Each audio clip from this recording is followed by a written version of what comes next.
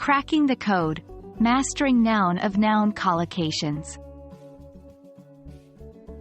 Hello everyone. Welcome to another exciting episode in our Advanced Vocabulary series. Today, we're going to delve into a fascinating subcategory of collocations, specifically, noun-noun collocations. In this episode, we'll focus on a type of noun-noun collocations known as Noun of Noun Collocations. Let's get started. Noun of Noun collocations are an incredibly common structure in English. These are phrases in which two nouns are connected by of to show a particular relationship between them. Some examples of this type of collocation include piece of cake, glass of water, or a burst of laughter. Notice how the two nouns are related and how of connects them.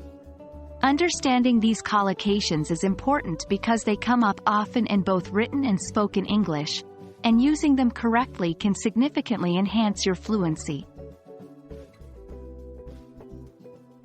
Now that we know what noun of noun collocations are, let's talk about how to use them.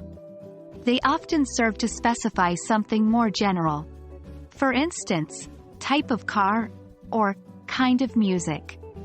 However, in other instances, they can show a relationship of belonging or origin, like Queen of England or City of London. One of the best ways to get comfortable with noun of noun collocations is to practice them. Try creating sentences with a noun of noun structure. For example, a piece of advice I received was, I need a cup of coffee because. Remember, practice is key when it comes to mastering any new linguistic structure. Another way to master these collocations is to start noticing them in your daily life. You'll be amazed at how often noun of noun collocations are used in newspapers, books, movies, and conversations.